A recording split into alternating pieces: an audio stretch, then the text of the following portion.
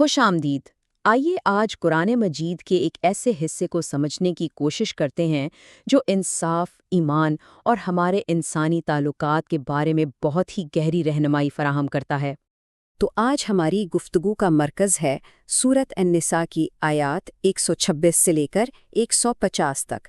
یہ وہ آیات ہیں جو ہماری معاشرتی اور روحانی زندگی کے بہت ہی اہم پہلوؤں پر روشنی ڈالتی ہیں۔ اچھا، تو اس سفر میں ہم 5 خاص موضوعات پر بات کریں گے۔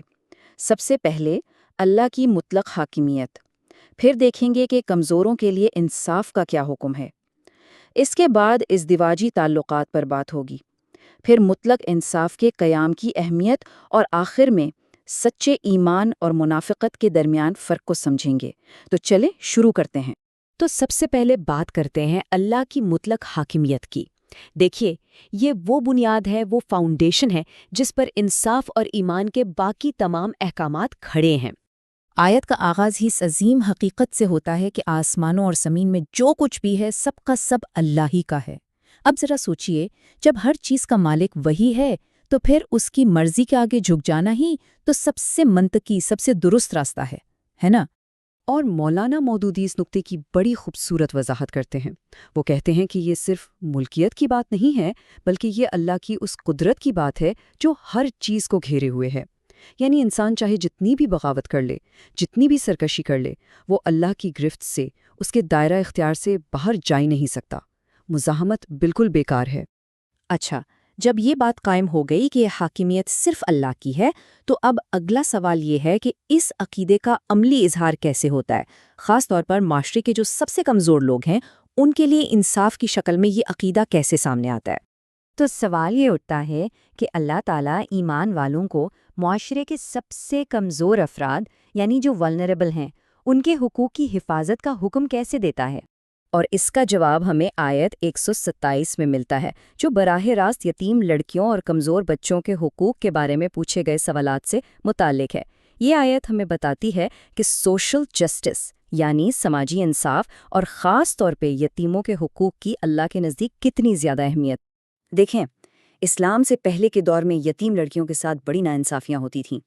اکثر ان کے سرپرست ہی ان کی وراثت ہڑپ کرنے کے لیے ان سے شادی کر لیتے تھے، یا پھر انہیں پورا مہر نہیں دیتے تھے، اور اگر وہ خود شادی نہیں کرنا چاہتے تھے تو کسی اور سے بھی نہیں کرنے دیتے تھے تاکہ جائیداد اپنے قبضے میں رکھ سکیں۔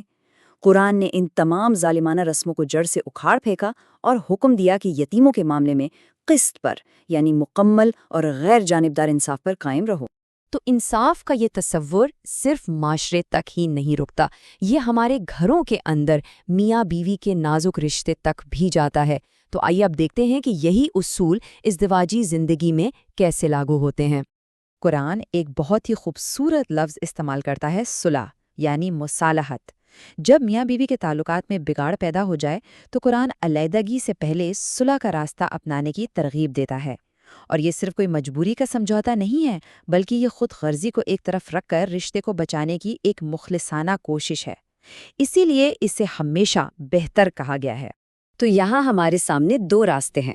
ایک طرف علیحدگی یعنی طلاق ہے، جو ایک آپشن تو ہے، لیکن دوسری طرف مصالحت یعنی صلح ہے، جسے بہتر کہا گیا ہے۔ کیوں؟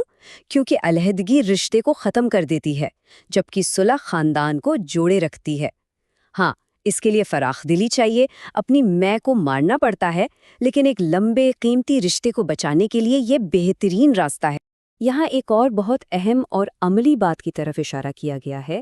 قرآن کہتا ہے کہ تم بیویوں کے درمیان کامل عدل کبھی نہیں کر پاؤ گے، چاہے کتنی ہی خواہش کیوں نہ ہو۔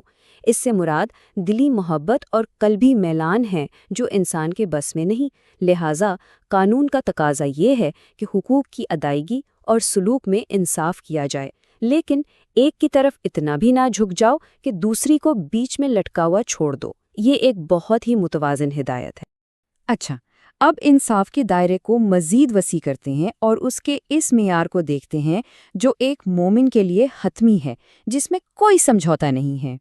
اور یہ ہے وہ آیت جسے اسلامی انصاف کا گولڈ سٹینڈرڈ کہا جا سکتا ہے۔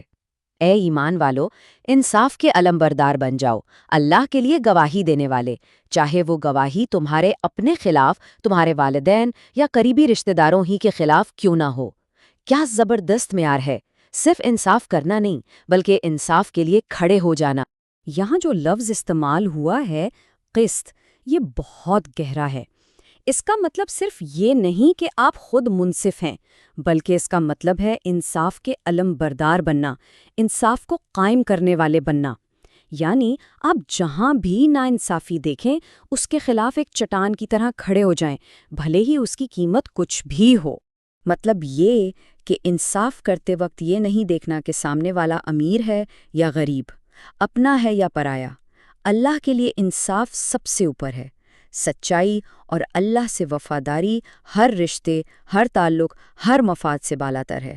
یہ ہے وہ انقلابی تصور جو یہ آیت پیش کرتی۔ تو انصاف کا یہ جو ظاہری عمل ہے اس کے پیچھے ایک باطنی حالت بھی ہونی چاہیے، یعنی دل کا خلوص۔ اب ہم بات کریں گے سچے ایمان اور منافقت کی، یعنی دل کی حالت کی۔ یہاں ایک بڑی دلچسپ بات ہے۔ آیت 136 میں اللہ تعالیٰ ایمان لانے والوں سے کہہ رہا ہے کہ ایمان لاؤ۔ اس کا کیا مطلب ہے؟ اس کا مطلب ہے کہ صرف زبانی اقرار کافی نہیں، صرف نام کا مسلمان ہونا کافی نہیں، بلکہ ایک گہرا، سچا اور مخلص ایمان لاؤ جو تمہاری پوری زندگی کو بدل کر رکھ دے، ایک ایسا یقین جو تمہارے ہر عمل سے ظاہر ہو۔ پھر آگے کی آیات میں منافق کی ایک مکمل پروفائل بیان کی گئی ہے۔ یہ کون لوگ ہیں؟ یہ وہ ہیں جو ایمان اور کفر کے بیچ میں لٹکے رہتے ہیں، کبھی ادھر کبھی ادھر، ہمیشہ اس پارٹی کا ساتھ دیتے ہیں جو انہیں جیتتی ہوئی نظر آئے۔ عزت اور سیکیورٹی اللہ سے نہیں بلکہ دنیا داروں سے مانگتے ہیں، اور نماز وہ بھی پڑھتے ہیں تو سستی سے اور صرف لوگوں کو دکھانے کے لیے۔ ان کی وفاداری میں ہمیشہ دھوکہ ہوتا ہے۔ اور ایسے لوگوں کے لیے قرآن میں ایک بہت ہی سخت وعید ہے۔ انہیں جہنم کے سب سے نچلے طبقے الدرک الاسفل میں جگہ دی جائے گی۔